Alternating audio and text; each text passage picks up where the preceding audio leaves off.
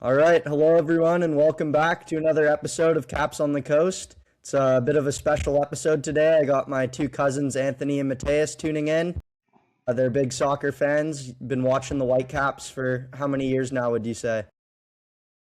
I would say around 10 years at least. Yeah, you guys are Yeah. longtime supporters, so it's great to have you on the show. My grandpa's here as always, so we're going to have some good back and forth dialect between the four of us today. And we got lots to talk about. It was an exciting week for MLS fans. We had a lot of games going on. Whitecaps were busy with midweek CONCACAF action. Finished up yesterday.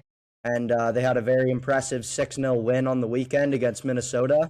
So that was good to see after a loss to Seattle in the first leg. It was good to see them bounce back. But yeah, we're going to start off with some Champions League talk today. Round of 16 just finished up. We saw some very exciting games, I would say. Some good matchups. And next round is looking even more exciting. Yeah, let's just start there with the Champions League stuff. There was 4 games on Tuesday and 4 games on Wednesday. These were all the leg 2 of the Champions League. I think the result that really shocked me was Sporting coming back to beat Bodo Glimt 5-0. I think that was really shocking, especially since Bodo Glimt looked so dominant in the first leg. Of course, that game was in Norway, so they were playing at home. But to lose in Portugal 5-0 was very disappointing. And then PSG was the other result. PSG and Chelsea, I thought that was shocking that they won 3-0 because I thought Chelsea would show more of a fight in the second leg, considering they were down. We also saw Real Madrid beat Manchester City 2-1. Manchester City did pick up a red card in that game. And then Arsenal beat Leverkusen 2-0. Ended up being 3-1 on aggregate, so pretty dominant performance there. So yeah, Anthony, I'll throw it to you first. Out of those 4 games, what really stood out to you? Yeah. To start it off, what stood out to me was actually the Barcelona and Newcastle game, where we saw Barcelona win 7-2. So that was pretty surprising, and I definitely did not expect that. And yeah, we saw lots of depth with the Barcelona, and we saw a new strategy with the way they were attacking, I think. And I also thought Rafinha and Lewandowski really stood out that game because Rafinha got 2 goals and 2 assists. So yeah, that was surprising. Yeah. And it also showed that they don't always have to rely on Yamal, who's obviously one of the best players in the world, but they still have lots of depth in their overall team. Yeah, I think that win was very impressive. We'll talk about those games afterwards because those took place on Wednesday. But just looking at the matches on Tuesday, what stood out to you, Mateus? Yeah, I gotta go with the Sporting game, honestly, because they were down 3-0, and then coming into the home game, I think they had a chance, but 5-0 is definitely not what I expected. And I think Suarez continues to impress me. He got a goal and an assist, and yeah, I think he's vital to their team. And they're pretty they're the underdogs, but they honestly could go far.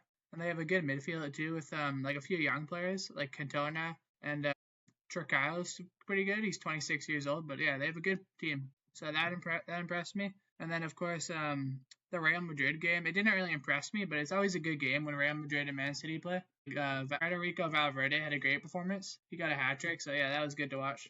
Yeah, for Yeah, sure. lots of good games on Tuesday. Yeah, and then Grandpa, did you were you shocked that PSG were able to beat Chelsea 3-0? Because Chelsea obviously needed a win in that game. They were down on aggregate going into that second leg, so I thought that match would be a lot closer. I'm quite surprised that PSG were able to pull off a 3-0 victory. Yeah, especially Chelsea. Chelsea, they won 3-0. So yeah, I thought Chelsea would put up a bigger fight, more of a fight, and yeah, disappointing. If you're a Chelsea fan, no question about it. They were considered a good chance possibly to give PSG a really good battle, but they didn't. Yeah, absolutely. I think Manchester City is really disappointed in the Champions League lately. Going into the tournament, I thought they would be one of the favorites just with how much depth they have in their squad. They brought in so many good players in the offseason, like Shirky and they have Semenyo now up front as well. So Yeah. I'm really shocked that they lost pretty bad. Like, on aggregate, it was 5-1 for Madrid. Yeah. That really surprised me. And then Arsenal, I think at this point might be favorites to win the whole thing, which is crazy to say, just because of how good their defense has been all season. Like they hardly concede a goal, and they're set piece merchants. Like they definitely rely on corner kicks and free kicks to score goals. Like in open play, like I guess Anthony, you've been watching a bit of the Premier League. Have Arsenal been very good in open play this season?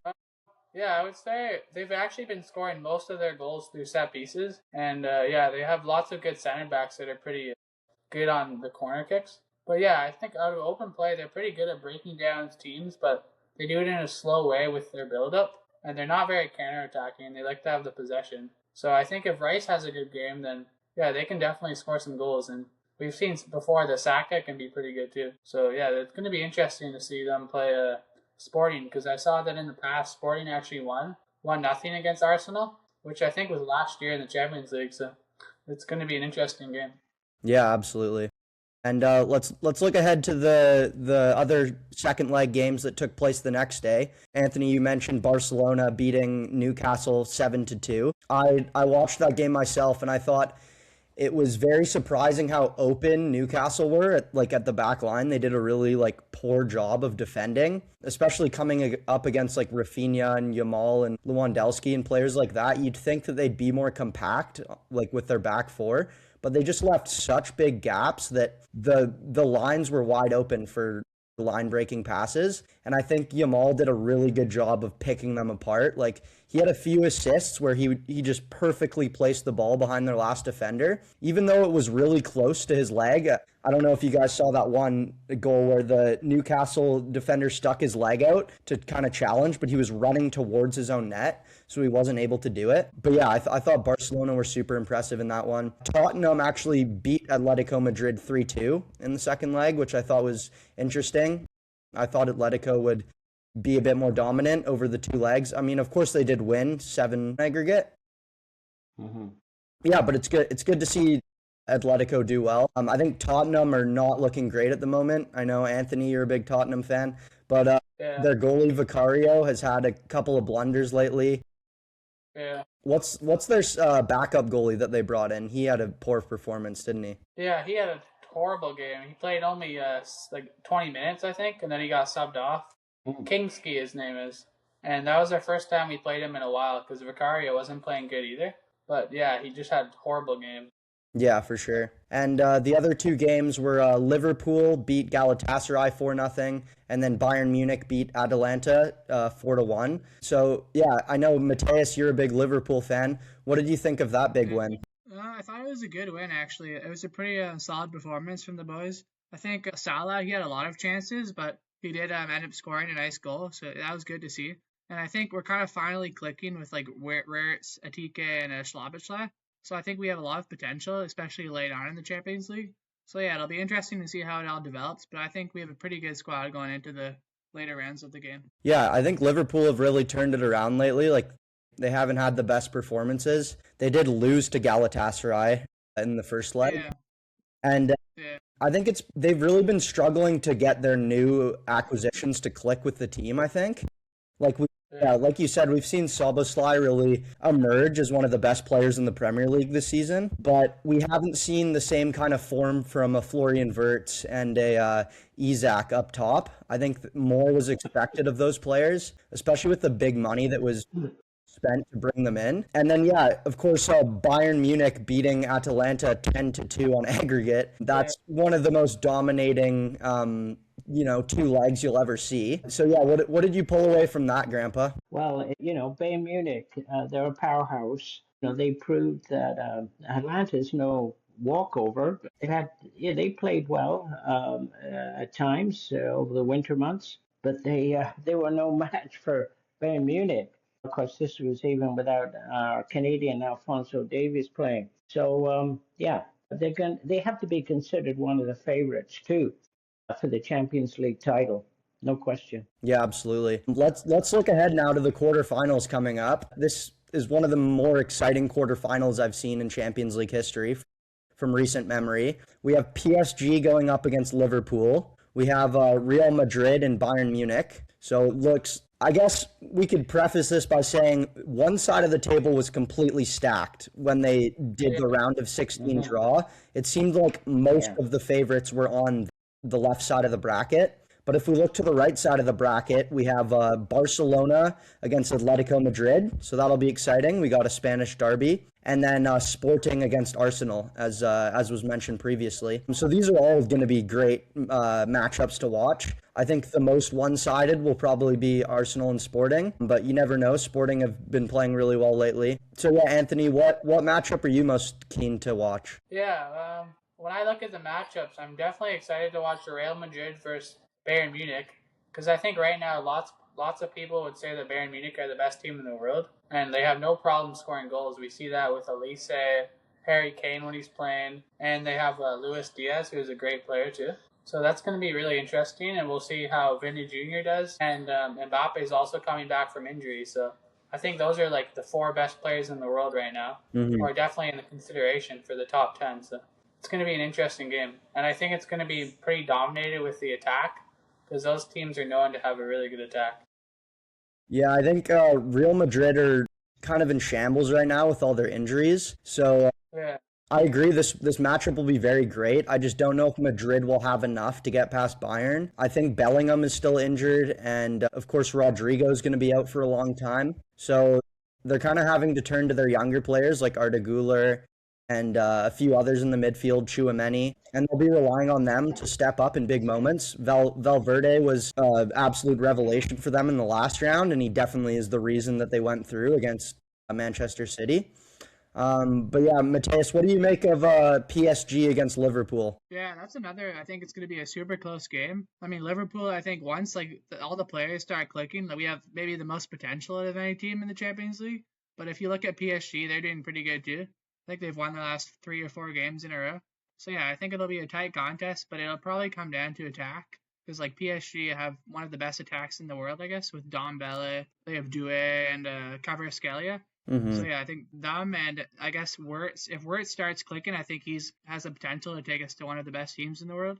So yeah, I think it's going to be a good game to watch. And I hope Liverpool can win, but I think it's going to be close. Yeah, and PSG, of course, being the defending Champions League winners from last season, it's going to be a big task for Liverpool to take them down. But I think they have the capability of doing it. Yeah, definitely.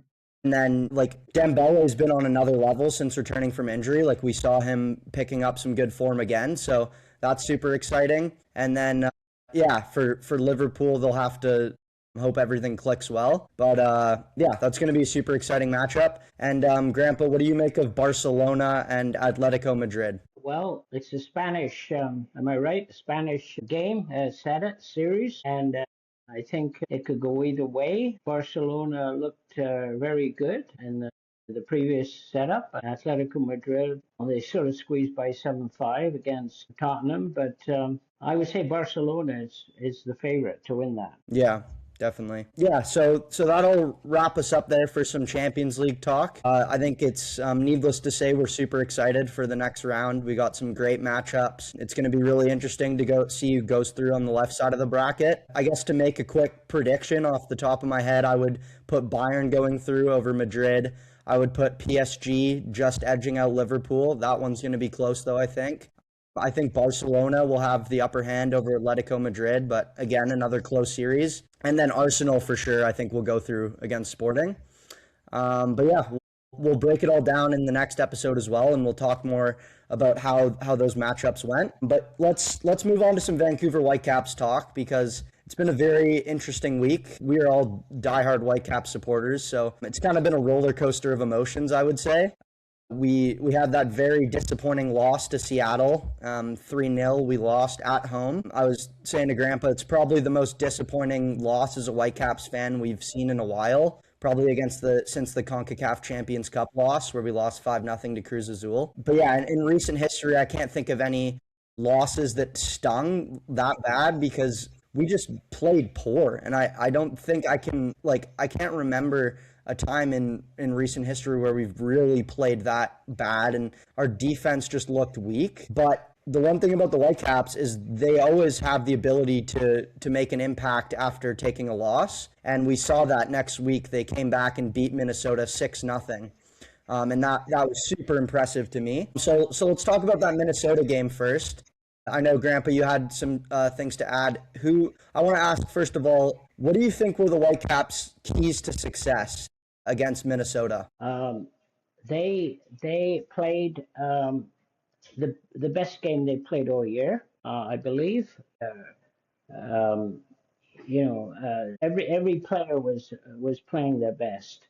Player of the match was Berhalter. He got a goal and 2 assists. White, beautiful goal from White. Savvy, a pass from Berhalter, nice goal. Laborda scored. We played very well. Even Sabalay came in towards the end of the game and scored. So I think we hit 90% passing, or percentage on passing for that game. 18 shots. We win games when we shoot at the goal. 18 shots on goal. 18 shots, and I think there was at least 8 on goal. 52% possession versus Minnesota's 48%. That we had, I'm not sure if I pronounce his name, a new player, Semenikov, was playing at left back. We've still got a few injuries we're dealing with. Laborda Priso was very good defensively. Yeah, Badwell played excellently. He's continuing to play very well every game. So I know our coach was saying at the end of the game, he was extremely pleased with the performance, how we pressed in the game. We dictated the play, dictated the flow. So all in all, an excellent performance. Yeah, you did a good job of summarizing that match there.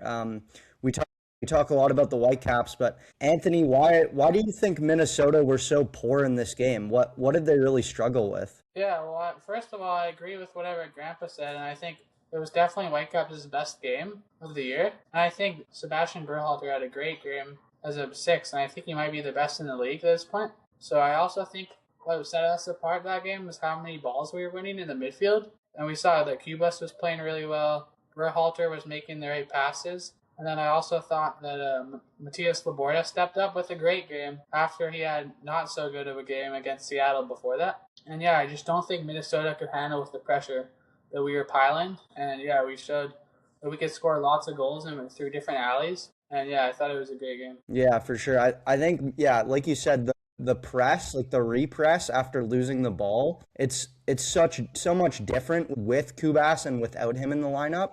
Because I think we saw in that Seattle game where we lost 3-0, Cubas was suspended due to yellow card accumulation, and it made a huge difference in our ability to win the ball back after losing it. And against Minnesota, they just didn't know what to do with that pressure. Immediately when one of their players lost the ball, it'd be 3 or 4 players swarming them in their half, and they would just lose it back. Like, they couldn't string more than 2 or 3 passes together. So they definitely struggled with that, and we just played so hard because we knew we had to make up for that loss last week. I think the players were just fired up, and I saw a video of Jesper Sorensen giving the pre-match speech to get the players motivated, and he's like, "Listen, guys, I know we messed up last week, but let's go out there and let's play for each other." And they just have such a collective mentality as a team. They know what to do in those moments. And another player who's been really impressive to me lately is Jivan Bodwal. He's still very young. He's only 19 years old. But yeah, Mateus, what have you seen from Jivan Bodwal? And we can move on to that Seattle game as well, where he scored the goal. Yeah, it's a good segue. I mean, even in the game before, the 6-0 against Minnesota, I think Bodwal was great. I think he has a good role in the midfield. He's almost he's not quite Ryan Gold, but he wins a lot of fouls and he's consistent.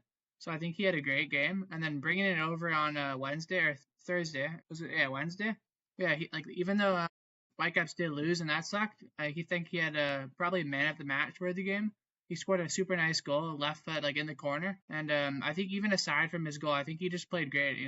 He's his passing, and he's super good under pressure. I think there's a few situations where I think most people would have lost the ball, but he has good footwork in those moments. So I think, yeah, he really proved his quality. And I think in the future he's going to be even more important to us, especially with Ryan Gold still injured and stuff. So I think he's playing a good role. Yeah, absolutely. He's an exciting prospect, and I think under Sorensen we've seen so many players make that leap from academy prospects to the first team to now being MLS level quality. We've seen Priso emerge as one of the best defenders in Canada, and even in the MLS now, I think I'd feel pretty confident putting Priso up there with some of the best in the league. It's interesting with Priso too. He doesn't have the typical body type of a center back. He's not very tall. I wouldn't say he's particularly like strong, but he's very good at reading the game. He was a defensive midfielder before, and he just knows how to pick those pockets and get into the right space. But just his distribution from the back line is so valuable. And I think him paired up with Tristan Blackman just makes the Whitecaps have such an elite defense because they can pick apart any line. They can break the other team's line of pressure when they're pressing. Like they can make cutthroat passes up the field. We've also seen them score some goals. They can make runs. Like as a center back pairing, they kind of do everything that the other player doesn't do as well. And I think they're just the perfect mix together. And then, yeah, with Sorensen, we've seen so many players make that jump. I think Bodwall is just the next example of someone just making the climb through the ranks. And that's largely due to Sorensen's coaching ability and his tactical know-how in the game. Grandpa, I'm going to throw it to you now. Would you put Sorensen up there as the top coach in the league at this point? Do you think that's fair to say? I would. I think that's fair to say. Yeah, his talent, as you suggest, or what you're saying, is his ability to take a young player and develop that player and have that player take the next steps. Like we're talking about Bodwall. We're talking about other players, Cabrera, Priso. Priso, before he came to Vancouver, didn't have a particularly strong career background, but look what he's done in Vancouver. That's another example. The big strides he's made. Berhalter, he's moved Berhalter, from a sort of a regular kind of middle player to one of the. He's playing for the USA. He's being called up to play for the USA. He's been the last year or two. He's been outstanding every game virtually. So that's his trademark, I think. Yeah, definitely. And we saw Ali Ahmed develop tremendously under Sorensen as well, with adding so many goal contributions to his resume. And I think that's a big reason he got the move to Norwich, is because the European scouts they knew how good of a player Ali Ahmed was, but they were just waiting for those goal contributions to kick in. And that finally happened. I think Mueller is to credit for that as well. He's helped a lot of these players develop. Between having Mueller as almost a head coach and then Sorensen as the actual head coach, it makes a great pairing to lead the team. So definitely, this is all credit to Axel Schuster at the end of the day. He's the mastermind behind this team, and the work he's put in over the last 4 or 5 years to bring in this group of players and to have them all clicking at the same time under this manager that he scouted from Europe. It's really unheard of at the MLS level. We haven't seen it done in any other capacity, I would say. Like you take a look at Inter Miami, they have probably the most stacked roster in the league, but they're just not clicking right now. I know you guys watched a bit of that Nashville-Miami game. Anthony, what did you make of Miami dropping out of the CONCACAF Champions Cup so early? Yeah, I thought that was really interesting, and I got to watch the first half of that game. And yeah, we saw that Messi scored after 7 minutes. So you'd think Inter Miami would continue and go on to score goals, but I didn't think they were clicking as a team. And I think they have lots of great players, but they're all individuals, right? And they don't act as a team. And then you have Nashville, who are pretty underrated, and they have great players like Sam Surridge, Hani Mukhtar, and Espinoza, who they got for a free agent. So yeah, I think it was a pretty even game, I'd say. And it ended 1-1, yeah. And the first tie was 0-0. So those two always play a good game, and it's always a great watch. So yeah, I thought that was really interesting. Thought maybe, you can't, if Messi's really good, he's good, right? So yeah, he can score 2 goals any game. But yeah, he didn't do it, so. Yeah. And we talked a bit about the Whitecaps in Seattle. They played their 2 legs in the CONCACAF Champions Cup.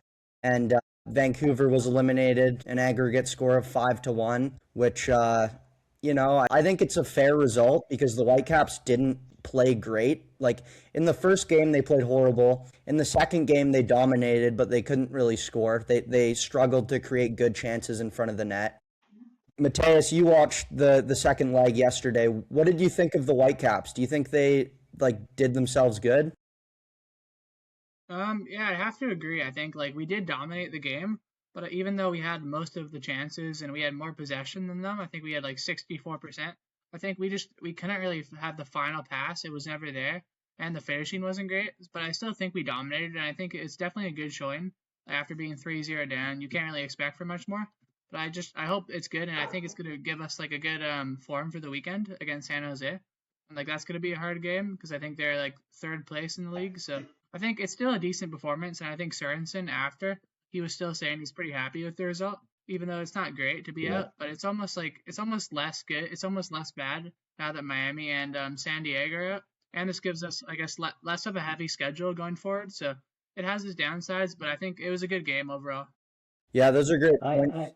Yeah, go ahead. I'm just going to add something to what Mateus is saying. We did have a few chances in that game, but our shooting, when we had a chance for a shot, it wasn't even on goal in most cases. Our shot. I'm thinking of Mueller in particular and Sabi. They both had decent chances, and neither shot was on goals. You know, our finishing was poor in that last game against Seattle. Yeah, I agree. It wasn't like we did put in a lot of effort. I think the result is a bit unfair because of course the two goals from Seattle in the second leg come at the end of the game when the Whitecaps are really pushing hard. And when you're pushing hard for a goal, you're often left exposed at the back line. So it's not super indicative of how each team played. But the Whitecaps are going to be disappointed. Like this is a Cascadia rival. They take these games serious, and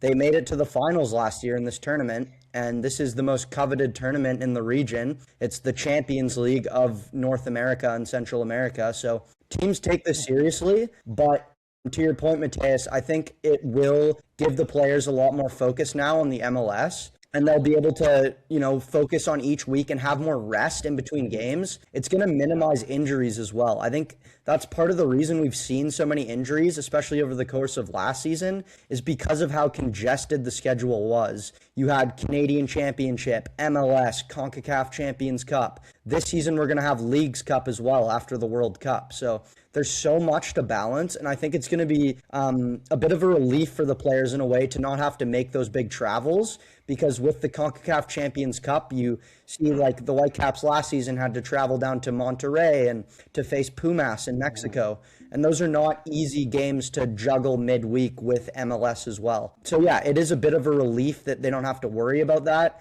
It is disappointing that they lost to Seattle in the fashion that they did. It wasn't a particularly close series, but I'm looking forward to what the Whitecaps can do in MLS. They've looked so promising to start the year. We're 4-0 to start. We've only conceded one goal, which was a banger from Portland. So our defense has been tremendous to start the year. And let's look ahead to the match this coming weekend on Saturday.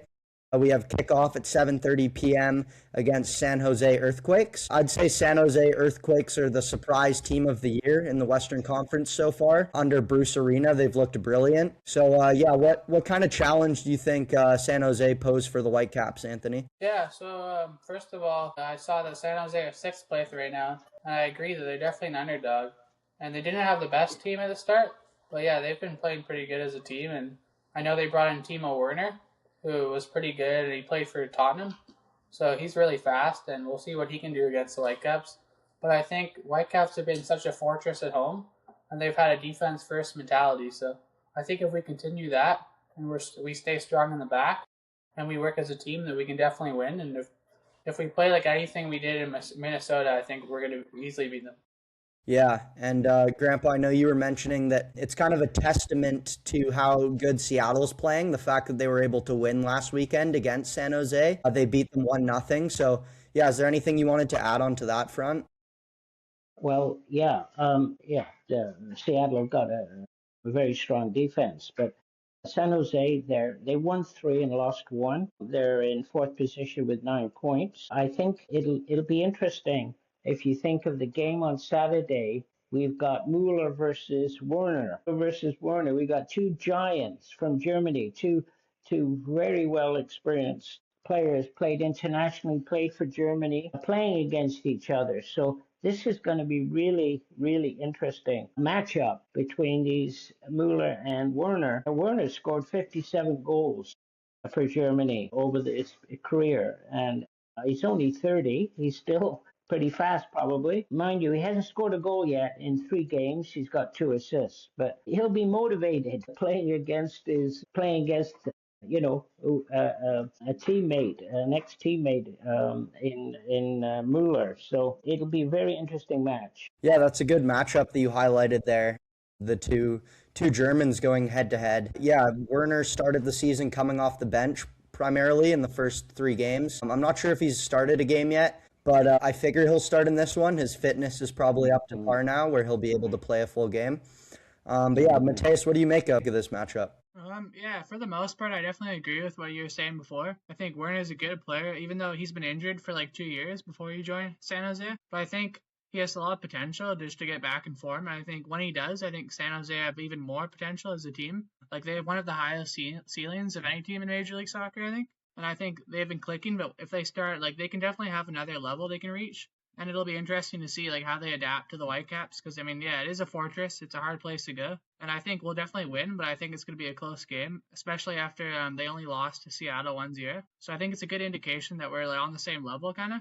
So I think that's going to be an interesting game, and I hope we can win. Yeah, absolutely. That's a good analysis there, and yeah, we're looking forward to the matchup this weekend. The Whitecaps will look to continue their unbeaten streak and remain top of the Western Conference.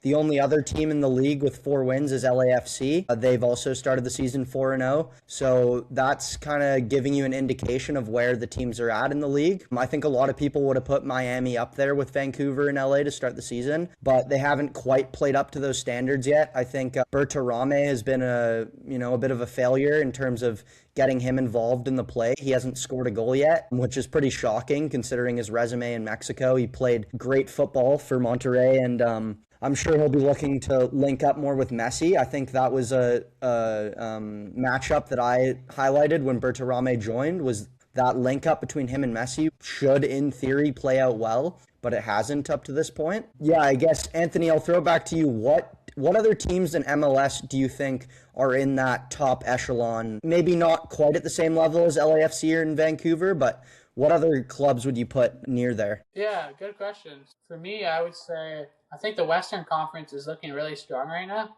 and we see that with Whitecaps and LAFC. And I think Nashville are actually looking really good right now. They have a pretty good front 3, and yeah, they've been playing good. We see Hani Mukhtar and Sam Surridge have a great combination going, and they both did really good. They've been consistent for the past 2 years, so it's going to be interesting to see how they play as a team and if they can continue their good form. I know they have a pretty good defense, so yeah, I like watching them play, and I think they're a good team. Yeah, I think to start the season, we probably would have put Minnesota up there with the Whitecaps and LAFC just based on how they did last season. But after Vancouver beat them 6-0, I don't think that's a discussion anymore. We probably can't put them up there. I guess Cincinnati is another team worth note that's up there in the top. Yeah, Mateus, what would you say is your top 4 in the league at the moment? Yeah, I'd say, of course, like Whitecaps and LAFC are on another level, but I think even though with Messi, I know he's out of the CONCACAF, I think they still have a higher ceiling they can hit once like Bertarame gets going.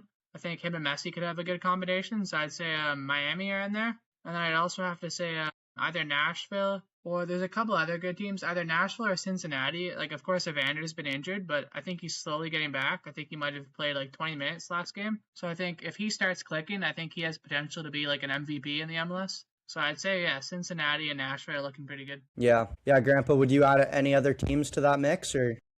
The only other team I would add is New York City. They've been playing really well as of late. They got a good defense, and they've got they got Fernandez. They've got some people who can score goals, players who can score goals.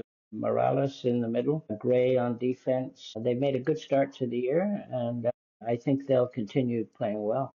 Yeah, that's a good shout, because New York were quite underrated last season as well. They didn't finish very high in the table, but they usually tend to do well in the playoffs. They won the MLS Cup maybe back in 2022. It was a few years ago now, but they really impressed because they didn't finish top of the league either, but they kind of came out of nowhere to end the season. So, yeah, we'll be keeping our eye on all these different teams in the Eastern and Western Conference. Keep you guys updated on how they're doing. Now I want to shift gears a bit and look at the March friendlies. So Canada announced, of course, that they will be playing Tunisia and Iceland. These games will be taking place on March 28th against Iceland and then March 31st against Tunisia. And these are pre-World Cup friendlies to get ready for the tournament. Both games will be playing at BMO Stadium in Toronto. And yeah, we got the official lineup of the players who have been called up. So I'm just going to read off the list here. And then after that, you guys can kind of point out any surprises or players that you think maybe should have been included. So with the goalkeepers, we have Maxime Crépeau from Orlando City, Owen Goodman from Barsny FC. I think he plays in the championship, or he could be in League One. He's in England, I know that. Dane St. Clair for Inter Miami. And then in defense, we have Derek Cornelius, Luc de Fougerolles, Richie Larea, Jaquil Marshall-Rutti, Kamal Miller, Ralph Priso, Nico Seeger, Joel Waterman. And then with a little asterisk beside their name, we have Moise Bombito and Alistair Johnson. So the asterisk is due to the fact that they will be training players at this camp. They will not be starting any of the games. But yeah, I guess, Anthony, I'll start with you. What do you think of the goalkeeper and defenders that have been called up so far? Yeah, I think those are all great players, and we've seen some new players that are getting called up too. So it's going to be interesting to see how they make a mark. And with the two friendly games we're playing, we can see some rotation. So we'll get a good idea of who's clicking and how the different pairs are going together. So yeah, I think we have lots of depth in the defense. And yeah, moving forward, we're looking pretty strong, I think. Absolutely. Yeah, let's look at the midfielders now. We have Ali Ahmed from Norwich City, Tejan Buchanan from Villarreal, Matthew Chouanière with LAFC, Marcelo Flores with Tigres, Junior Hoylett plays in Scotland at the moment, Ishmael Kone from Sassuolo, Liam Miller from Hull City, and Jonathan Osorio with Toronto, and finally Nathan Saliba from Anderlecht. So, Mateus, who are you looking forward to seeing from the midfielders? Yeah, I think there's a lot of potential there. A lot of guys who are slowly picking up form, and I think it's interesting to see a lot of those guys are actually playing in the MLS right now, like Eustachio, Chouanière, and some other guys. Especially Eustachio, he wasn't getting much game time at Porto, so it's good to see him finding form for LAFC. And then there's guys like Ali Ahmed who are doing good overseas, and they're slowly picking up form. I think he has 3 goals and 2 assists so far in the championship, so that's been impressive. And then in the Serie A, Ishmael Kone has been super good. I think he's linked to Inter Milan, actually. So I think he's been consistent and he's good. He even scores some goals, too. So yeah, I think we have a lot of potential in this midfield, and it's also a pretty young midfield, especially with Ali Ahmed, Ishmael Kone, and some other guys. It's going to be interesting to see who starts, who doesn't, but I think there's a lot of good competition in the squad. And yeah, I think we're looking pretty good. Yeah, those are some good points. I think Eustachio is surprising that he was left out of the squad. Most fans didn't know that he is injured, but he did pick up a slight knock at LAFC. They're saying it's a knee injury. He should be out for another couple weeks or so. So we're going to miss him in the midfield, but I think Kone and Nathan Saliba will likely be the 2 starters there. But yeah, it's going to be interesting to see. Ali Ahmed, I'm very keen on watching at this camp, just because of the leaps it seems he's taken in his game with Norwich. I think he's probably a locked-in starter at the World Cup, just based on form. I think at this point, Jesse Marsch needs to look at form and how they're doing for their club, because a lot of these players aren't in the best form, or they're just not producing the kind of goals and assists that you would like to see from attacking players. But yeah, on that note, let's take a look at the forwards for this camp. We have Jonathan David, of course, from Juventus. Daniel Jebison got the nod from Preston North End. Kyle Larin from Southampton. Tani Oluwaseyi from Villarreal. Arabim Pepple is kind of the shocking addition at the last minute from Plymouth Argyle. We'll talk about him in a minute here. And then Jason Russell-Rowe from Toulouse. He's playing in France now. But yeah, Grandpa, what do you make of the forwards that have been called up? Well, yeah, I think it's a pretty good selection. You know, we just have to kind of forget about Davies for a while. Hopefully, he'll be back and be able to play in the friendlies. You know, early just before the World Cup, the last 2 friendlies. But it's interesting, this Arabim Pepple, they call him Bim. He's been playing for Plymouth Argyle in the third division, just one step below the Championship. Championship. He's playing well. I think he scored 12 goals or so in the last year or so. He was playing in La In the Liga. last 2 months, he scored 12 goals 12 goals in the last few months. since Well, the there you start of go. 2026. Okay. He used to, interestingly enough, he was playing in the Premier League before he went over to England for Calvary, where he scored, I think, something like 6 goals in 5 games or something before he got called over to England. So it's good to give him a chance, and this is what we're talking about. There'll be lots of rotation. It'll be more of a stable lineup probably come the end of June, early July for the World Cup. So yeah, it's a good selection, the best we can hope for, I think, at this point. Yeah. Looking at the forwards, I think it's interesting that, I mean, of course, Promise David's going to be out through injury, and this kind of forces Jesse Marsh to look at ulterior options here. And Arabim Pepple is someone who hasn't been in the Canadian national team before, but with how good he's been playing at club level, he definitely deserves the call up. And I would give credit to Jesse Marsh and his team for their scouting, because they've done a great job of bringing players in who deserve the caps. Here they've brought in a couple new players that I think are going to be looking to make a mark. I look at Jaquil Marshall-Rutty as a left back. He plays in the MLS, and he plays for New York Red Bulls. So he's definitely earned the call up as well. He's been playing great for them. Like Ralph Priso for the Whitecaps, he's been in the camp before in January.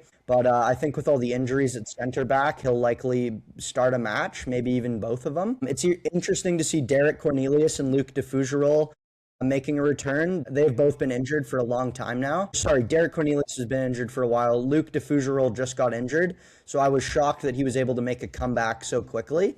They're probably the two favorites to start at center back, but fitness is likely going to be an issue considering they haven't played many matches lately. So I would think that Priso might get the nod at center back. But yeah, Anthony, what do you think we can expect to see from Priso if he does start a game? Yeah, first of all, the next 2 games we're going to play are going to be interesting. And I think it's going to be a good way to test our players. And we'll see how Priso can step up to that. We know he's a great player and he's been great for the Whitecaps. So it's going to be great to see him in an international setting. And in the World Cup, there's going to be some great teams. So we'll see if he can really compete with the highest level. I think he's a really versatile player. So he can play CDM, center back. And I think he's going to adapt pretty well to the Canadian team. So yeah, I look forward to watching him play. And I think it's going to be interesting how we play against these 2 teams. Yeah, Iceland and Tunisia are definitely like interesting opposition. I can't remember if Canada's played them. Definitely not recently. But Mateus, do you think these tests are good enough to really test Canada before the World Cup?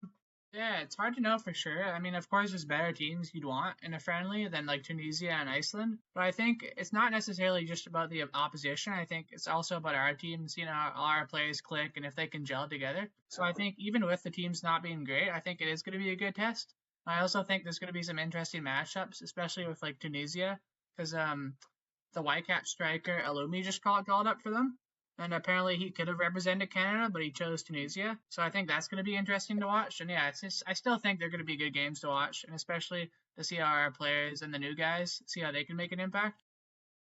I do think it's a bit disappointing for sure, like the opposition that we've scheduled for these friendlies. I look at the US and they're playing against Belgium and Portugal in this window. So, Grandpa, do you think the US are going to have a better time with their opponents, like in terms of preparation, or do you think it might hurt their morale, because I would think they're going to lose these games pretty badly?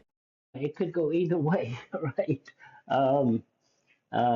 The morale might be affected if they lose those games badly, but at the same time, I think their level of play, it's in any sporting game, basketball, football, soccer, usually you play up to the level of the team you're playing against. It brings your play up. So I think they'll be able to improve their play.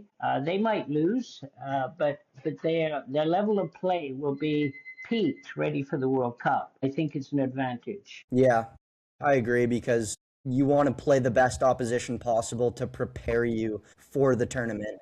Because at the World Yeah. Cup, there's no easy games. Like even Canada against Qatar, we think Canada is going to win, but we have no idea what Qatar is going to bring to the table. Like they could completely surprise us and be super prepared and ready to go. Like the thing is, no team is going to be taking the World Cup easily. They're gonna, do everything in their power to prepare. Also in March, we're gonna find out the other team that will be in Canada's group because we're gonna see the European play-in. So we could be looking at Italy, of course. There's also Ireland, Bosnia, and what was the other team?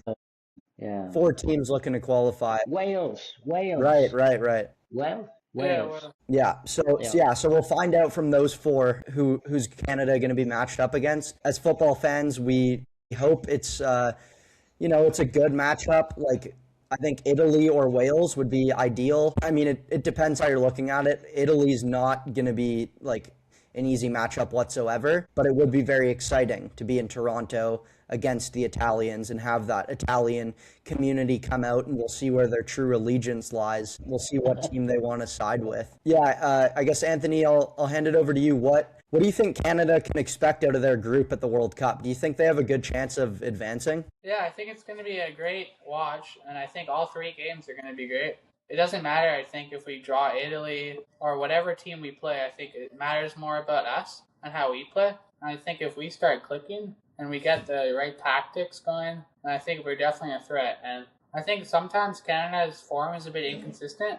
Like some games we win like 2-0 and then we'll lose to an unexpected team. So I think we have to show more consistency in the way we play. And yeah, it's going to be interesting. And I think it all starts with the 2 friendlies we play. Even if we lose one, we can still see how we messed up, and we can try to correct that with the upcoming World Cup. Yeah. Mateus, if you had to give out a prediction right now, where do you think Canada finish in their group? That's a good question. I mean, of course, I'm like a Canada fan, so I want them to do good, but I honestly do see them finishing 3rd in the group, just with Switzerland being a pretty underrated team, I think. Shaqiri's finally he's clicking, and he went back to I think he went back to Belgium, I think, and he's playing good. Oh, yeah. No, sorry, he's back in Switzerland. Yeah. Yeah, so I think they have a good team. And then, even like you said, no match is easy in the World Cup. So Qatar, I think we will win that game. But if we get drawn Italy or Northern Ireland, I think those are going to be hard matchups. So I think if I had to predict on the spot, I'd say 3rd place. But I think it's going to be close, and you never know what can happen. I hope we take it far. Yeah, it is hard to predict because we don't know who that 4th opponent's going to be. If it is Italy, that's very unlucky in terms of the draw because that's supposed to be a pot D team, but it's more of a pot A team just based on the world rankings. But yeah, I agree. I think Canada will finish 2nd or 3rd. Switzerland, I think, are likely going to finish 1st, but it's hard to say. Italy could finish 1st as well. Qatar will likely finish last, I would think. And yeah, we'll have to just see how these games go. Yeah, Grandpa, what do you make of the group? What would you say is your prediction? I think what you already said, Mateus and Anthony, Mateus and you've already indicated. I think if we play to our top form, where we played well, we could end up in 2nd spot. It'll be close. It'll be really close. So I'm predicting 2nd with possibly Italy on top if they get in, or Switzerland on top. Yeah. If they, otherwise, yeah. Great. Well, just to finish off the episode here, let's discuss briefly the new kits. They've been released, the World Cup jerseys. We have Canada's home jersey, which is a red with a Canadian maple leaf in the middle, and then we have the away jersey, which has gotten a lot of people talking. It's kind of a black ice sort of logo on the design, black ice design. I quite like the away kit, the black kit. But yeah, Anthony, how do you think Nike did with these ones? Yeah, so yesterday we actually went to Vancouver and we saw the home jersey in Sports Check, Mm. and it was really surprising because it was the first time I saw it, and I really liked it. I liked the black ice. That was a good one, the away one. And I like both of them. I think it shows consistency, and I think we really nailed it out of the park with this one. Yeah, Mateus, do you echo that consensus? Do you think that these jerseys are better than the ones they had in Qatar? Yeah, for the most part, I agree. I think it's a pretty clean look. It's kind of minimalist, but I think they do it good. And yeah, I think it's a nice kit, honestly. It's one of the best I've seen from Canada. So I think Nike did a good job. Yeah, it's a good point. Grandpa, which kit do you prefer out of the two if you had to buy one today? Well, I prefer red. Both designs are nice. I like both designs, but for a color, I prefer the red design. Yeah. Red look. Well, yeah, I'm glad we got some new designs. It's nice not to have the plain look that we had in the past. In Qatar, it was just pretty much a plain red and a plain black jersey. So, you know, I don't think Nike necessarily took their time with our kits in the past, but it looks like they put a bit more time and effort into these ones. It's nice to see the host nations getting prioritized a bit with the jerseys. We saw the U.S. men's national team kits revealed as well. I thought theirs were looking pretty good. Yeah, I think overall we can be happy with what we've got here. And once the players start wearing them, I think we'll really grow a liking. But it's not so much about what they look like, it's about what you do in the jerseys and the type of legacy that they'll leave behind at the World Cup. That's what'll leave the lasting impact on whether or not we remember these jerseys for a long time. That's true. On that note, we're going to close out the episode here. If you guys have made it this far, leave a like, subscribe to the channel. We appreciate your support as always. Thank you, Anthony and Mateus, for joining us today. We'll have to have you back on an episode soon. Yeah, thanks a lot for having us. Yeah, anytime. We got a lot more to talk about, so we'll do some more episodes in the future. But yeah, that'll do it. Thank you guys for tuning in, and we look forward to seeing you again. All the best. Thank you. Yeah, thanks.